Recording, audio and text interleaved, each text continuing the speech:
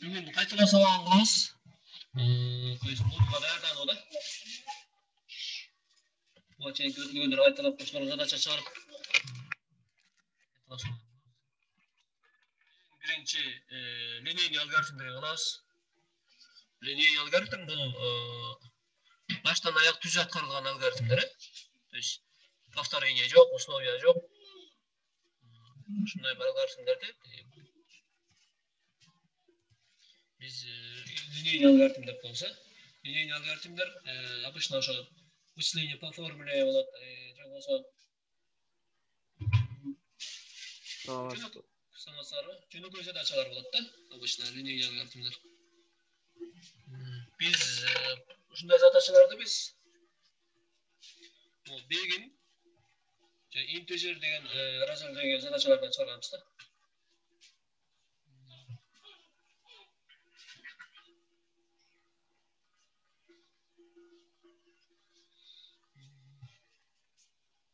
Давайте мындай.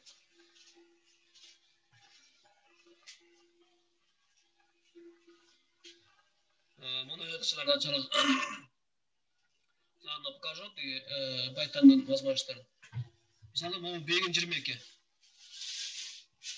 Поменять местами содержимое переменных а и б и вывести новое значение а и б. То есть, не өзгерген екен. Екі переменный бергені а и б деген. Тиби белгісі екен. Целый же вещественный екен. И вывести новое значение. То есть, значение алмаштырып тұрып, қайда экранға шығарыш керек екен. Так. Мен емені пайдаланамын. Wing деген sıradan wing. İnternetten qarasаңар болады. Бұл атайын Python үшін түсірген еме. Wing 101 дегені бесплатный версиясы. Негізі полуперсональный редакторлар береді, идея береді. PyCharm деген бар. Бұл болса профессиональный программистер қолданышады. И возможно пробовать жайыш дейді. По сравнению с этими, да?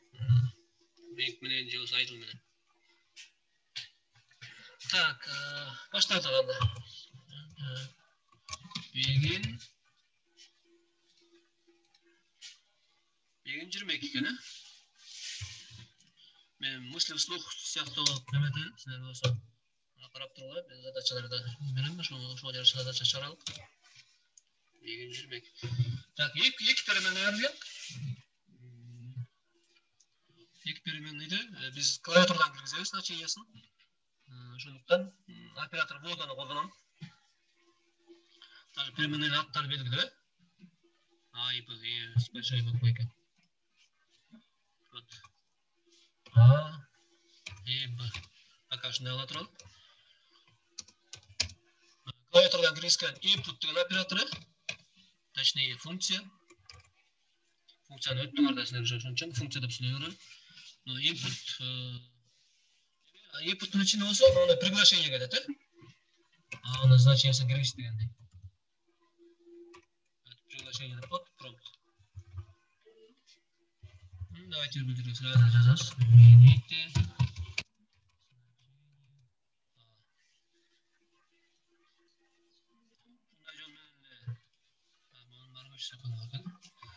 Шундай жолмен бұның значениесін кіргіз аламыз.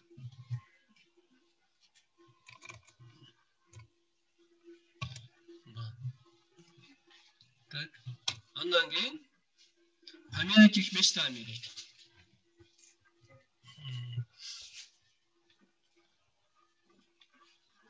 Python'da мындай возможность бар. Множественное присваивание деген бар. Мысалы, бұныкі.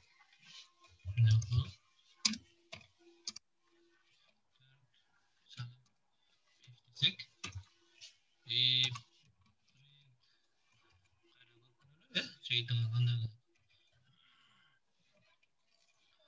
значениесі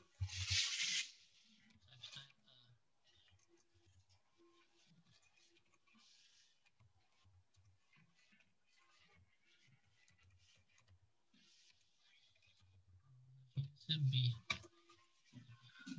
Так, сақталып іштеймін. Так,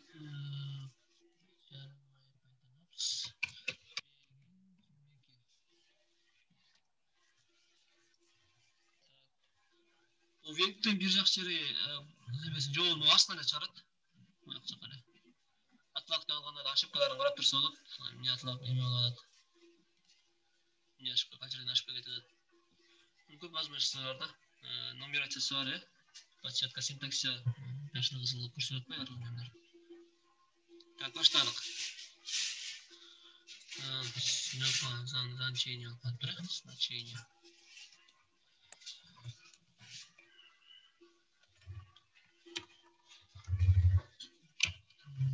Программист болуыстық мақсат қойсыңдар, башынан тура жазған үйренуш керек. Себебі программисттер тура жазғанды көтере ашпайды да.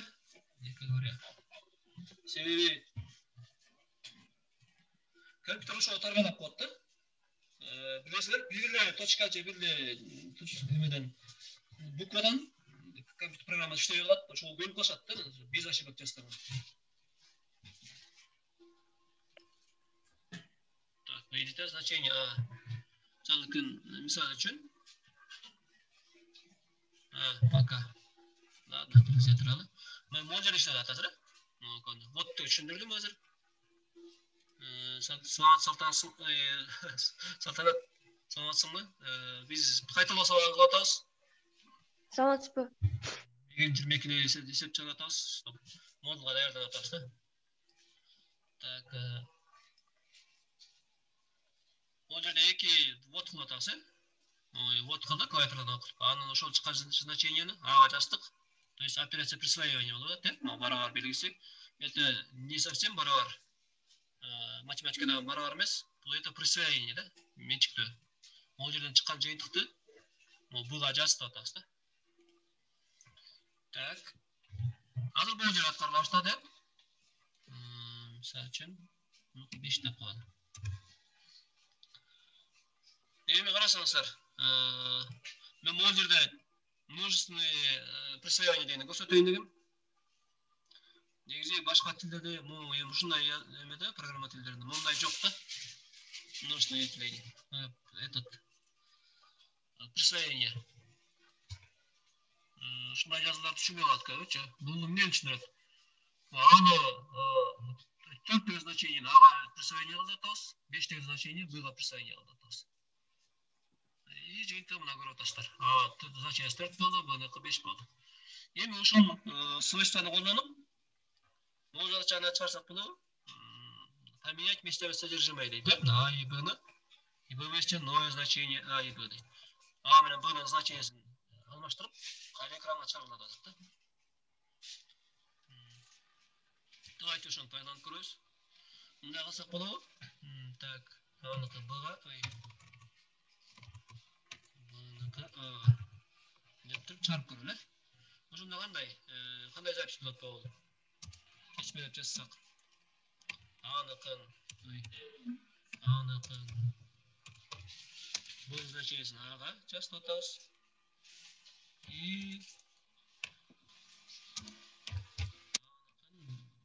бұға жасты атабыз. Бұл значение мындай. Бұл чечмеленгенде мындай болады. Так, давайте иштетип көрөбүз. Екі значение киргизебиз. 4, 5. Кандай болуп калды ошондо?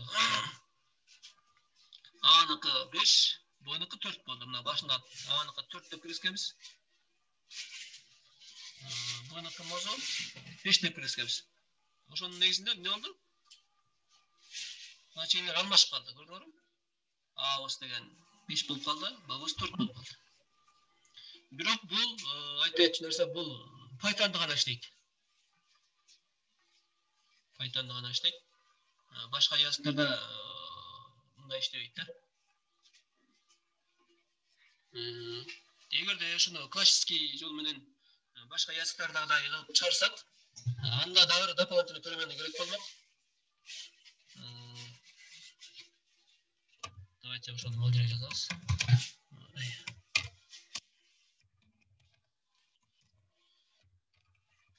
Второй вариант, version. Классический жол менен. Обычно башка языктарда чыгарыш ушундай задача келип калганда, нөл значениясын либо А-ныкын, либо Б-ныкын значениесini эстетип алат. Дополнительный переменныйга. Допустим, мисалы t деп алалы. T-га мисалы a-ныкын жазып алат да. A-ныкын.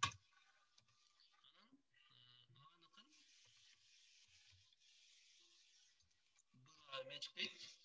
Присвоение кылат. B-га болсо t-ны a-нын значениеси t-га жазылды азыр. Вот t.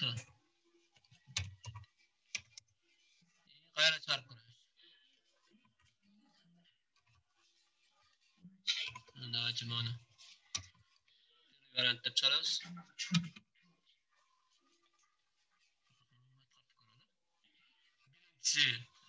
Классический версия.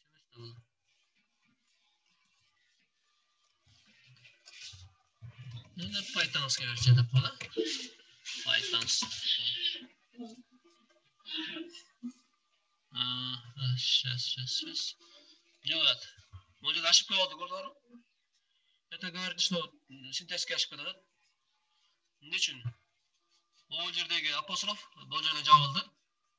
Могу с өзүнчө болуп калды да. Если да же строка эмес, же переменный эмес болуп калды. Ушундай учурларда могу апостроф колдонуларда экранирование колдонушат. Экран могу жазылат да. Обратный слэш менен. Экранирование болгондо могу эмени апострофту эме катары көрсөтүп калат да тиги. Бул строканын ичиндеги символ катары көрсөтүп калат. Экранирование деп коет го мындай чагылдырып, ичине тийгиздирбей. Давайте баштадык. Но Pythonская версия. 4.7 мисалы, допустим. Десек, кандай болуп чыгат? Так. Ну, А-ныкын 4 дедик, Б-ныкын 7 десек. Поменялись местами, да? А-ныкын 7, Б-ныкын 4. Классический версияда.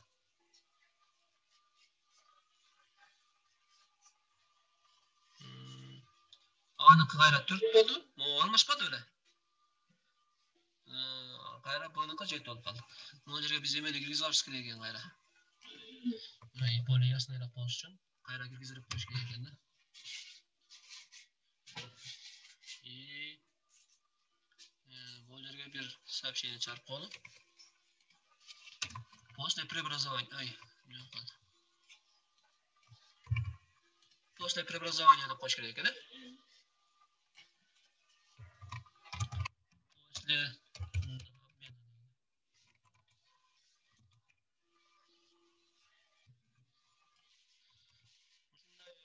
мында подсказкалар чыгаруу, дружелюбный интерфейс дейт.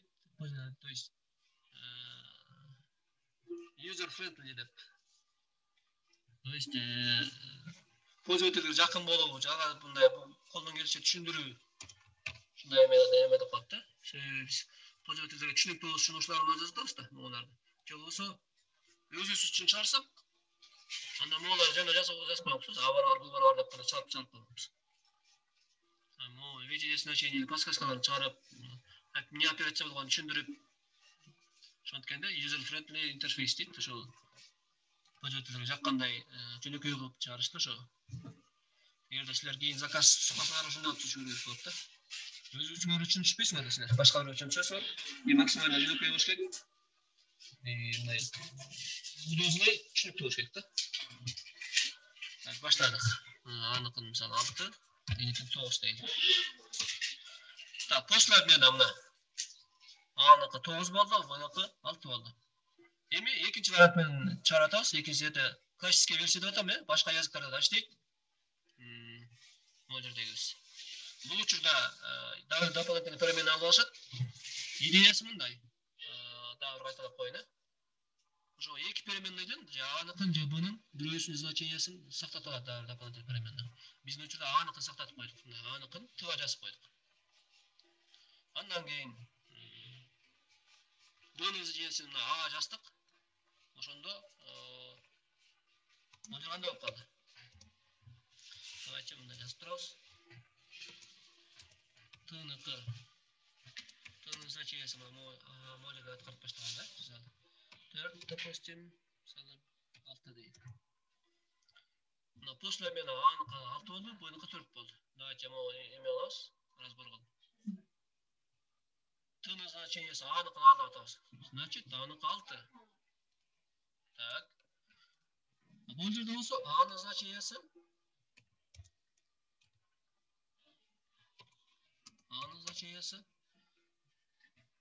B-нын значениясын алып атабыз A-га. B-ныкын жаздык. B биздики 4. Значит, 4 болуп турат. Так, андан кийин бул жерде болсо кандай болот экен? T-нын значениясын B-га жазып атабыз. T-ныкы 6, э? 6. И карап көрсөк, чыгарып атканда значениябыз A-ныкы 4 болуп калды. B-ныкы қалды, B-ныкы болсо 6 болуп калды. Вот, ошон үчүн не болуп калган,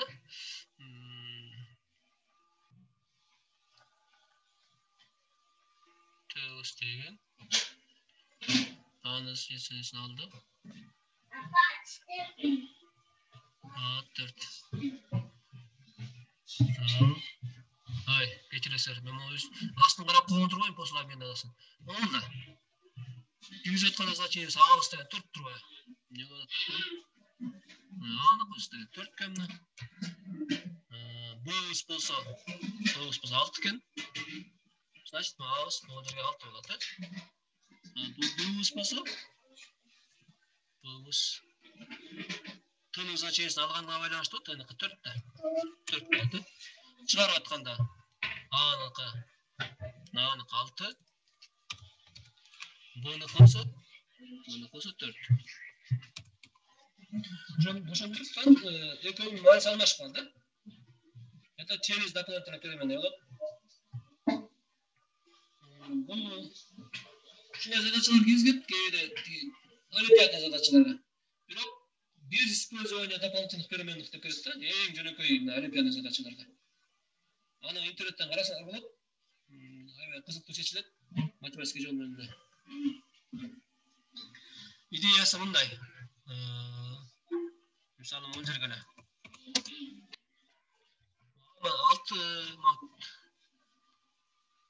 4 менен 6-ны карайлы. Эме менен жазабыз.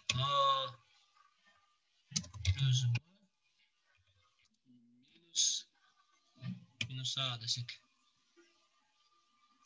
Кайсы чыгат ошондо? Давайте ортага коюп чыгарабыз. A-быз деген A-быз 6. Мындай коюп.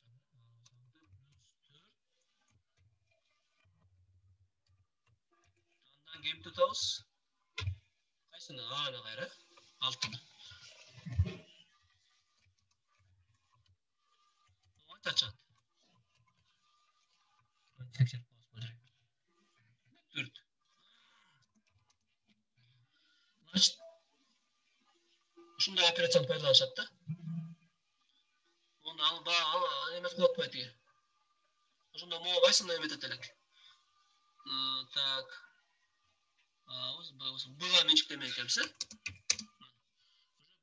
Эмесин мааниси алмаштырган жактан жазып койдук. Ушул сыяктуу эле A-ныкын да жазса болот. Мындай суммировать этип туруп, экинчи значение, биринчи значениясын алса, биринчиси чыгат, э? Это элементарный математиканын немеси, законы. Ошону пайдаланышат. Бул ошо олимпиада задачаларда бар, школьниктердин. Так, это силердин немеңерге да? Кээде ушундай керек болуп калышы мүмкүн. Ал эми Python'да болсо, мына дополнительный переменный алуунун кереги жок. Көрдүңөрбү, мондай кылса эле иштейт. Это множественное присвоение деп коет. Бул жерде эмне үчүн эметип атат? Себеби Python'да биз айтчу элек коет, программа иштеген учурда оперативный памятьта биздин переменныйлар үчүн место ачылат дегенбиз, ячейка ачылат деп. Так вот, этот эмелерге А жана Б үчүн биздин учурда оперативный памяттан ячейка ачылат, ошолорго ат коюлат, А, Б деп. Бирок как башка языктарда ячейканын içindeki содержимосы өзгөрсө, а бизде болсо ссылкасы өзгөрөт да. Ошон үчүн ондай алганда значениялар өзгөрүп кетпейт. То есть эметпейт да, басып калбайт да. Кандай иштейт экен бул? Ссылкасы эле келип калат. И бөлө анын ссылкасы эле келип калат. Ошон үчүн значениясы өчүп калбайт.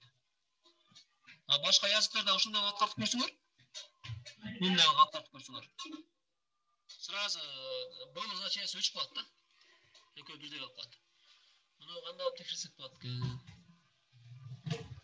Так. Bizde kubeysk var oldu, kendi kubeyskçe Pascal.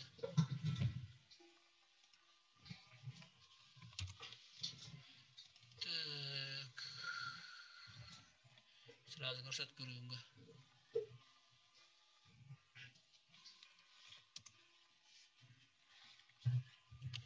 Бияқта жок окшойт да. Так.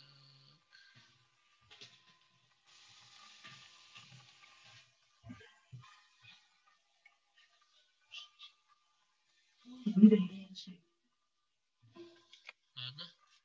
İnternetten burayı sonda. Ne vakit?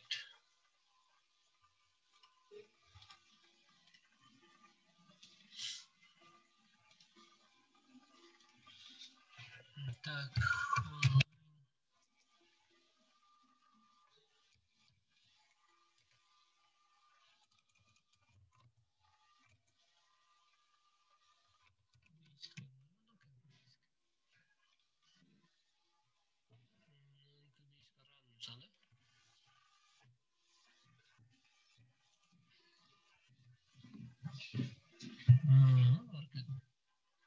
Oracle Light'in içinde var eken de.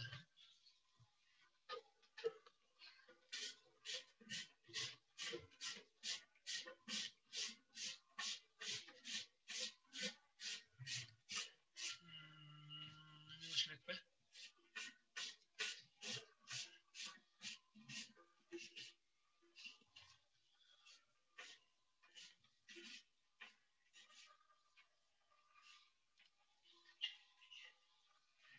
Registrasyon sırap kalsın.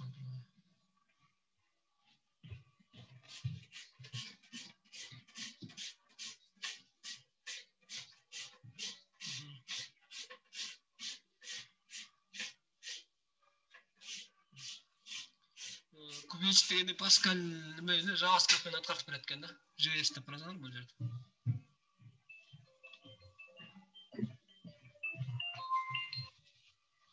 Так.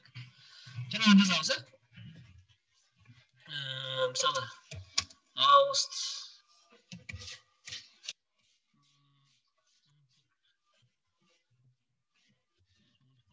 inputları geçiyor basic'te.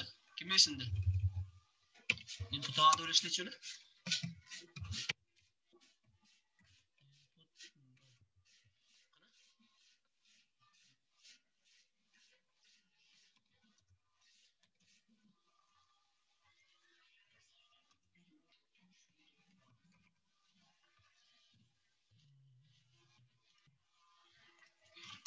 Çağırgan print'e.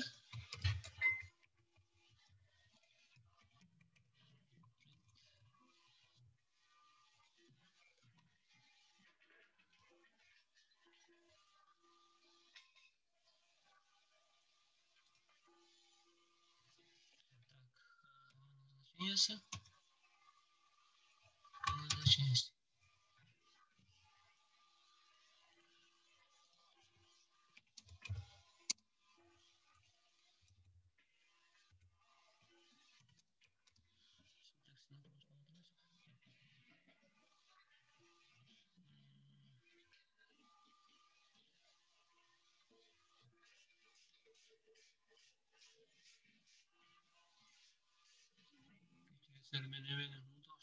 Kubeysk dilinde Pascal açaralım. Java, Python, Ruby.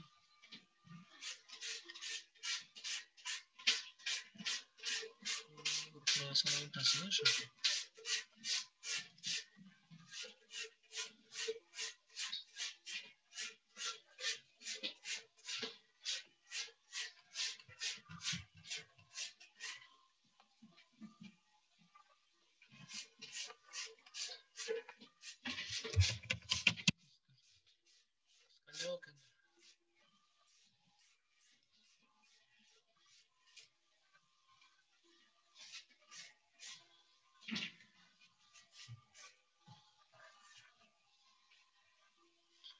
Ладно, ал эми эмес, счет эмес. Мындай элестете берелим сана. Значение сөз киргизип эле. Силерге алмаштырганына көргөзгүм келип атты.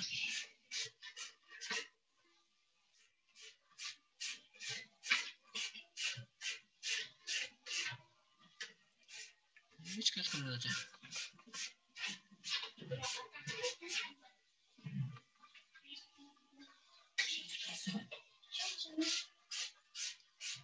Dört kanat kalmaz çok.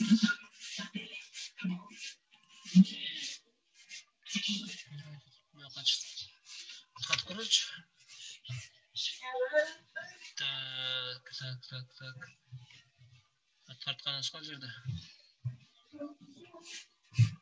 Вот gelecek üçgeni. 5-4 çıkardı. Давайте. О, именно пайдаланабыз. Бул жерде биздин алгоритмди. Бул алгоритм болчу. То есть ушундай алгоритм. Кийин значение жоголуп кетет жатат да. Вот. Анакан биринчи ойго келген нерсе ушул жерде ушундай да. Анакан буга буйнукун аба жазабыз деп. Мындай. Биринчи ойго келген нерсе ушундай. Аныкын буга жазабыз, буйнукун аба жазабыз деп. Текшерип көрөлү. Давайте модульдер эме менен чыгарабыз.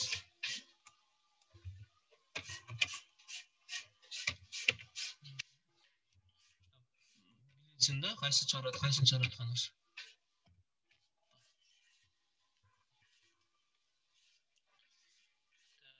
Запятой менен ошибка калат, э?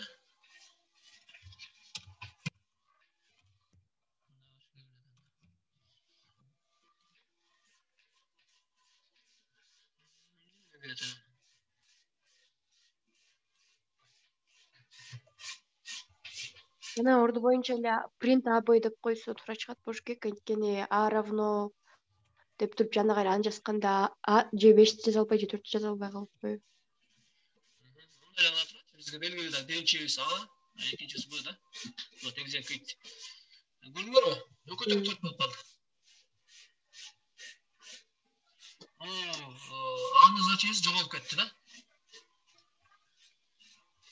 Анын значениеси жоголуп кетти. Башка языктарда ушундай иштеп калат.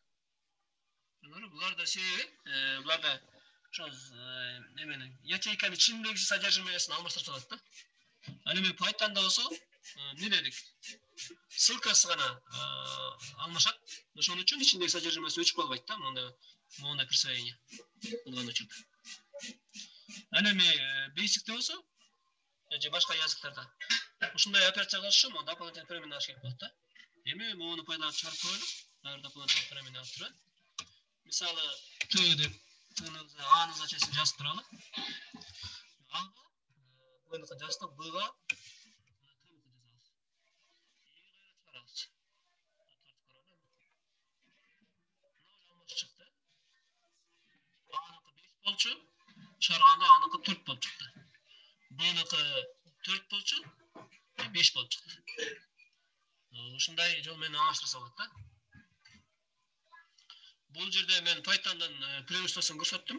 Множественный эмени, присвоениени. И башка языктарда значениясын кайта алмаштырабыз деп көрсөттүм.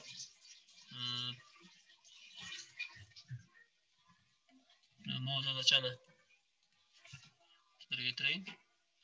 Давайте силерге жазып коюм керек, мен эмен скриншот алып келтирейин.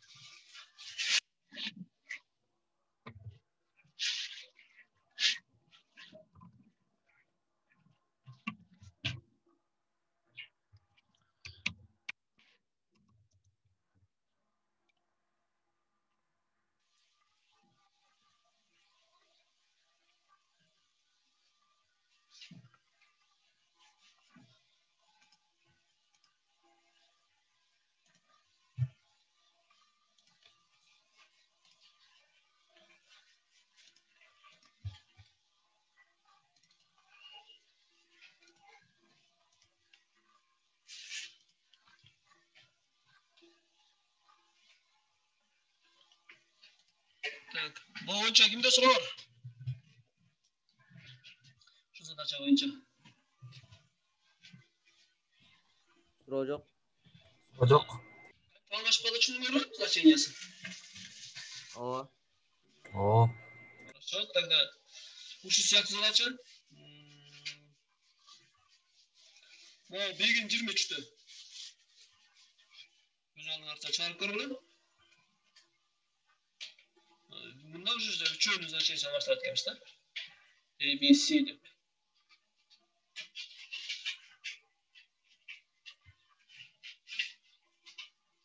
S'ныкын A'га дейт, B'ныкын S'га, A'ныкын B'га дейт. Көрсөтүлөбү? Көрсөтүлбөйт экен, A'ныкын B'ныкын S'га, S'ныкын A'га.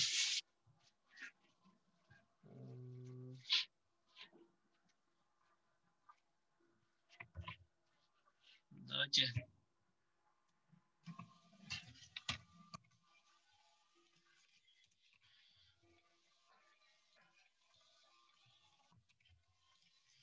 Jeszcze wracam kolor.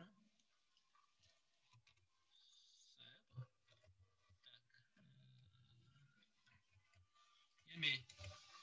Anlıkın bu. İngiliz qanday bo'ladi endi? Ismining a'ni qiladi, almashqani. Так. Buni qilsa, suni qiladi. A'ni qilib, buni qilsa, suni qiladi. Mana qilish kerak ekan-da. A'ni qilib, buni qilsa, bo'lsa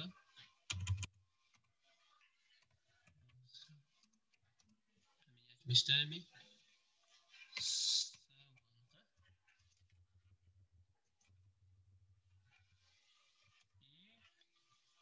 المسروقات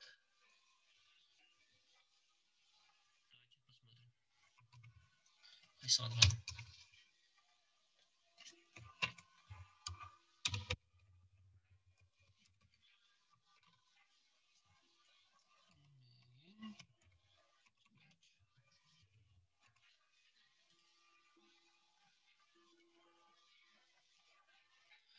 Так, misal 2, 3, 4 deb kelishdik.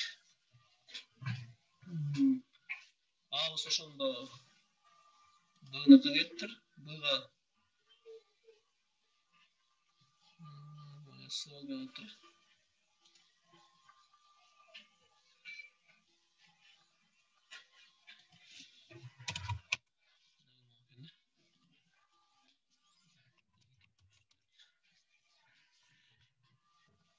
A'ni g'azini yozuvchisi B'ni qilganda, B'ga S'ni qilganda, S'ga olsa A'ni qilganda.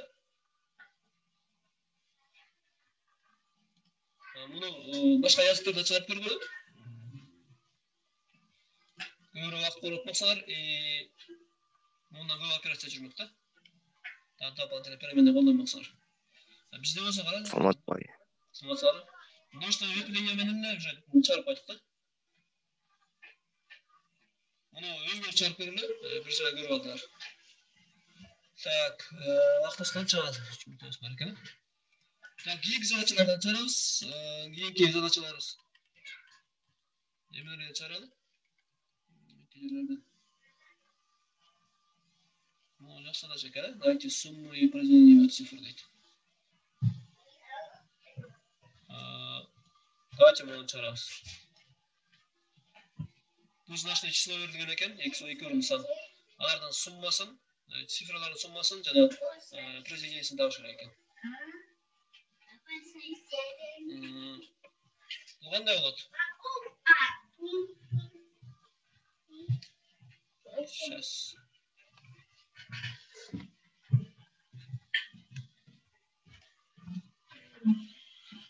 Двузначный числолық, misal үшін 15-да. Birinchi числосunu алыш үшін biz emege bölөбүз. Двузначныйлардын эмеси 10-дан башлап, 10-га бөлөбүз. Это 1-ден жети, 10, остатагыбыз 5. Ошондо бул силий части Qaysı men alabız? Asatan qaysı men alabız? İdeyası şunday. Onu bölüyoruz. Целый часть alabız, asatan alabız. Ökölü произведение alıp sumмировать ederiz. Түшүнүктүү? Булар кандай иштейт? Эгерде трёхмерный болсо, анда жүзгө бөлүп, и так далее. Ошо двузначныйларды оңго бөлөбүз. Ошо биринчи чыккан эмес, этот значениябыз. Это биринчи цифра болуп, биринчи цифра. Астагы болсо экинчи цифра болот.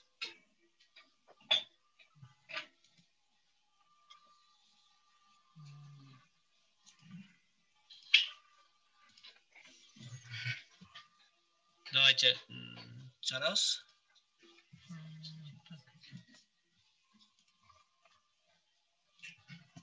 Мисалы, вот 15-те целое число деления ондай кетет, на 10 десек, на 1.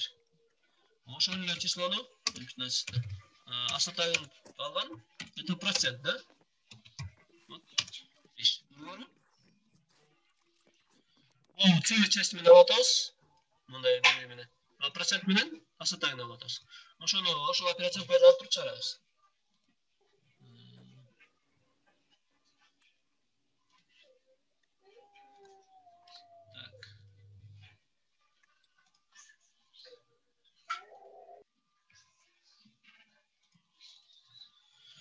Так, интежер жеттик эне. Bir табыз калдайт. Кийинки сабакта эме улантабыз го. Ушундан кийин эле сразу 15-те сразу улантабыз. Алсабай тургула дегендей.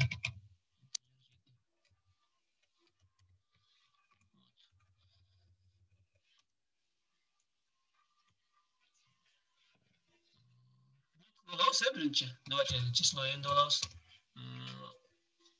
Целое число десе керек, двузначное число экен. Бизге вещественный экенин же целый экенин белгискен да. Биз целыйны алалы.